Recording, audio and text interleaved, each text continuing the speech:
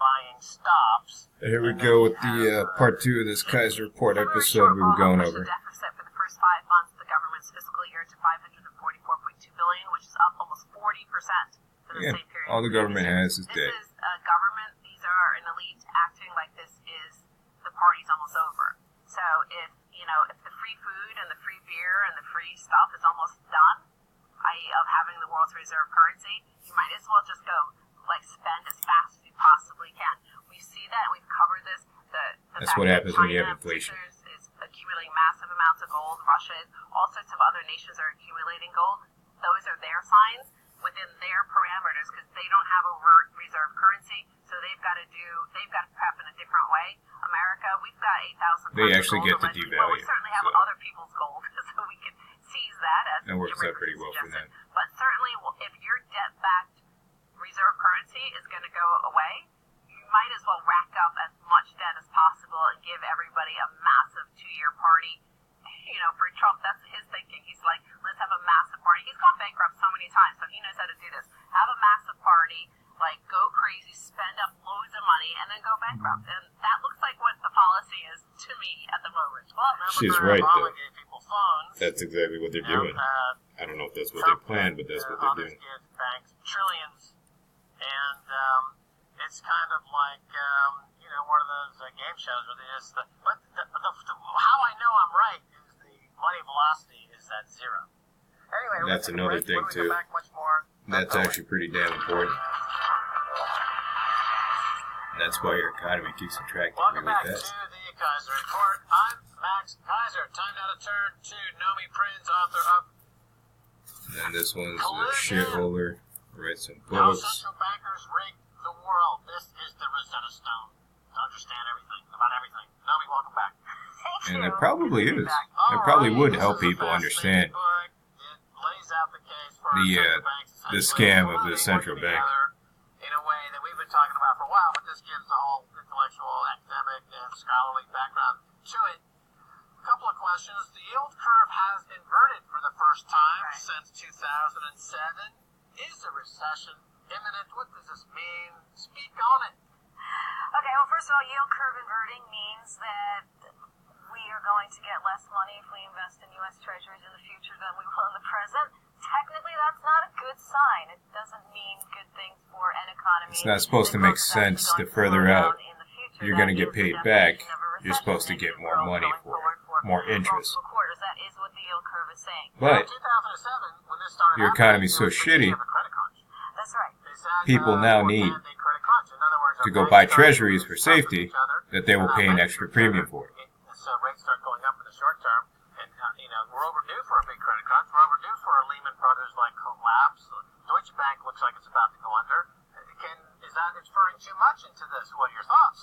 Well, first of all, Deutsche Bank has looked like it's going to go under, and it will at some point go under for quite some time. It was integral to the first financial crisis, or the beginning of it, that also was part of the rest of Wall Street, Goldman Sachs, Morgan Stanley, JP Morgan, and so forth. So what's happening is this. Banks, yes, they're not trusting each other as much, but it's load of more than it banks was that could be before going the last under. financial crisis, because then they were just mucking about with subprime mortgages and sort of leveraging them and lending to each other money in order so that, for example, Lehman Brothers could borrow money from JP Morgan Chase so they could buy more of the toxic assets that were created from subprime mortgages and so forth. So all this lending happened on top of all of this lending to consumers on the back of that, and that ultimately crashed in sort of great massive implosion, to which the Fed came in and said, all right, well, we're just going to make money really cheap so that if you don't trust each other, at least we've got this. You can get money from us at what was 0% interest rate, and by the way, we'll continue to buy assets throughout the yield curve to 5 years to 10 years and so forth. We'll buy mortgages, we'll buy U.S. Treasuries so that we keep rates low throughout the entire yield curve. And that means that banks should technically feel like if they can trust today, because they've got this money coming in, they can trust tomorrow, they can trust in 5 years and 10 years. And that's kind of how things went for the last decade. Now what we're seeing is that wasn't enough. A lot of credit has been extended because rates were so low to the corporate world, to governments, to consumer credits at an all-time high and so forth. So now banks are like, okay, what happens so if much that cheap defaults? money. What happens if all the It's corporate all money credit. we lent It can't out be paid back. defaults? What happens with all the consumer money that's out there and all the debt defaults? We're going to get stuck holding the bag again. So they go back to the Fed, And they say to Jerome Powell, who raised rates 4 times last year, like, this isn't really going to be good for us. We need our money to continue to be cheap. We need our money throughout the yield curve to continue to be cheap. So Powell says in January, okay, fine, I'm not going to raise rates. He also said, basically last week, I'm not going to raise rates. I'm not going to continue to buy assets, or I'm not going to continue to tighten assets, sell assets throughout the rest of the year. Come September, everything's going to be cool. The yield curve, therefore, will ultimately uninvert. And that's only because there's going to be more money supply coming into the beginning of it, because rates are going to stay low, and to the end of it, because ultimately there's going to be quantitative easing, or the ending of quantitative tightening, which is going to bring yields down in the long end. So the whole thing is basically going to be more and more flat as opposed to inverted. Well, theoretically. Theoretically. But I mean, that's their goal. But that's ultimately how speculation is done, right? So there's a credit crunch, or the fear of a credit crunch at the level of the bank. So they go in and say, we want cheap money. The Fed says, okay. They will then say, we want cheap money going further, like you did before. The Fed will say, okay. At that point, the yield curve is going to kind of go back from being inverted to being flat, or being steeper than it's been. Simply because there's this artificial buyer, which the Fed and other central banks have been throughout the last 10 years. Okay, but you are rewarding bad actors. And that's the problem. Right. In the case of long-term capital management, They're rewarding companies that don't make money and will never pay their debt back because they're not profitable. Global financial crisis, and now, okay, you're describing how they respond to these crises, but that doesn't stop these huge contractions of the global economy. And my question, therefore, would be, the introduction of negative interest rates seems to be the go-to policy now, but that is outright confiscation. Right. So that's exactly what's going on. They've had no other game, right? They rewarded the banks who had effectively screwed up the financial system. They said it was in order to fix the economy. There's actually no relationship between what happens in the real economy and how money is created and funneled from central banks through the banking system into financial assets and into the markets. There's like no relationship. In fact, and I have this on my Twitter, I put it out last week from the Fed's own data, St. Louis Fed data, they're a pretty good database, where I looked at the change in GDP as just one measure of U.S. economic growth. And this is what I was explaining earlier. Wrong about that. We could do a whole show this is just one way to show how the stock market has nothing to do with your economy. But as a general indicator, it does this. It kind of is like, okay, I'm down, I'm up. Yeah, I'm up 3% last year, but it was down percentages before it. It looks kind of like a flat line wobble, right? Now, if you superimpose upon that the stock market, which does this, you have flat line and you have upward straight line. Upward straight line is what the Fed has basically done with other central banks by providing money at zero interest rate, just money printing, to the financial system. That's you just where have it's a line going that way. Into the real economy. And the real economy is doing this supposedly in hers, but because it's a fudge number, it's actually going down. Distribution of this money to a very small percentage of the population. Cantillion effect, as we talk about it. Right. And the continuation of this 45-degree angle up in asset prices is, by another definition, obviously a Ponzi scheme. In that if this free money, whether Jerome Powell is now bringing the punch bowl back to the party, and Jim Cramer didn't throw a fit this time like he did last time, or the central banks don't threaten to blow up the economy if they don't get more free money, the result is a Ponzi scheme. But my point about negative interest rates is that this is something that's never been seen before up until recently. It's not unlike a feudal lord or a king going from household to household and demanding tithing or money from the population. It's feudalism. This is beyond just bad policy. This is outright confiscation of wealth by an entrenched central bank class that believes that they are doing God's work, as Lloyd Blankfein has said, right? So when people are in the streets like Gilets jaunes, or the Arab Spring, or Occupy Wall Street, or they're torching down buildings, and you stop that right there, too. You know, he mentions the yellow vests. Those people are just protesting. I think they don't even understand what they're protesting. They're protesting because their standard of living went down. Their expenses went up. Their money's worth less. This is why. Absolutely. Money printing, I mean. Justified in doing so, just just as they have been justified in other periods throughout history, where the monarchs disenfranchise the population. The social contract, let me say, negative interest rates indicate that the social contract is bust. Your thoughts? Right.